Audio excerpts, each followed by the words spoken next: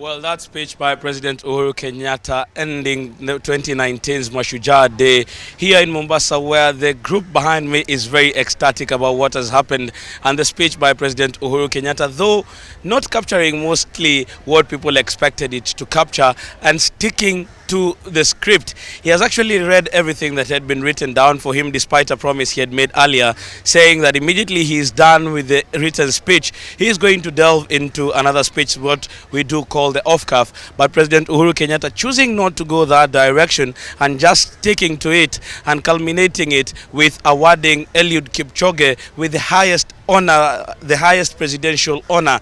And actually, that is what was expected. The newspapers had set the pace, the media had actually set the pace, and everything was in tandem with what had actually been planned. Today, the Sunday Nation led with Eliud Kipchoge and calling it the Academy of Champions, and that is what actually President Uhuru Kenyatta has said, calling upon him to have actually made it in history and actually making Kenya be on that particular world map. What else has President Uhuru Kenyatta done today? President Uhuru Kenyatta has actually been able to enumerate some of the development projects that his government has been able to start, not just in the whole of Kenya, but specifically the coastal region where the Mashujaa Day celebrations have been held. He has mentioned the Dongo Kundu bypass, which he actually commissioned the other day. He has actually also mentioned the Big Four agenda that he's really banking on as one of his flagship projects as he prepares to live in the year 2022. But also there was the politics of the day, where we saw Raila Odinga, that is the opposition leader, actually preparing the ground and saying that the BBI report was coming and everybody should be prepared for that particular report. He did not go into the specifics, and we actually even expected President Uhuru Kenyatta to even touch on it, but he has not spoken on it. But the governor of Mombasa, who got an opportunity to speak and took so much of the time, set the stage rolling when he called on politicians, most of them who were on the dais, asking them if they were the ones who are going to fight for the independence of this country, will they really have done it at that particular time, saying that the divisiveness that is being witnessed in the country as of now is not because of the Kenyans, is not because of anybody else, but the politicians who take hard stands. He went ahead to even mention a few names of politicians who are on the dais, saying that the divisiveness that is being witnessed in the country right now is not good for development and was not helping anybody. But we also saw Deputy President William Ruto talking about politics, talking about the developments that they've been able to achieve between him, President Uhuru Kenyatta, and actually going ahead as he was finishing to say that there are those within the leadership echelons who do not want to focus on anything else other than politics of deceit.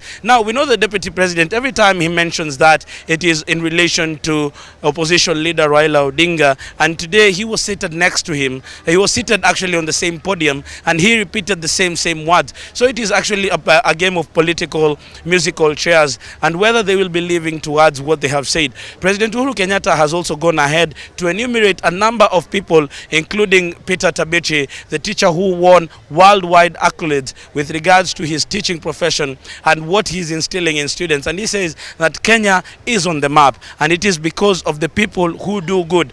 President Uhuru Kenyatta also went ahead to even congratulate journalists who go all the way to make sure that the story is told, and condemning what he called brown envelope. And this is something also that Nation Media Group has been very categorical about, saying that the era of brown envelope journalism is not something that should be condoned and should actually be put back at the backseat. He also went ahead to even mention judges and to specifically mention those that stand against the powerful and administering what needs to be done with regards to justice. So it was an interesting day. The people of Mombasa are happy, and I would just want to speak to one of them to umehisiaje kuwa sherehe hii imefanyika hapa katika kaunti ya Mombasa?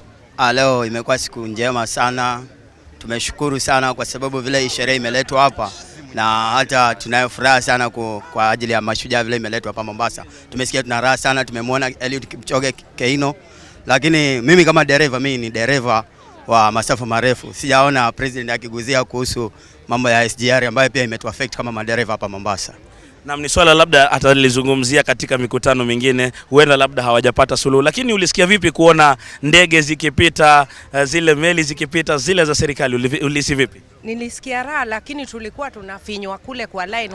Watu Mombasa leo wamekuwa wengi sana, watoto wameumia, lakini nimefurahi sana kuona Kipchoge, na nimefurahi na president yetu ameongea mzuri, na ninaomba tusameane. Wale watu wa ferry wale walifutwa kazi, jamani, warudishwe kazi. Hawa wasazi wataanza life vipi? Ile ilikuwa ni disaster management, ni accident inatokea kila mahali, si hao walitoa accident. Lakini tumefurahi sana na Mama Ngina Uhuru Gardens imefunguliwa na Shujaa Day.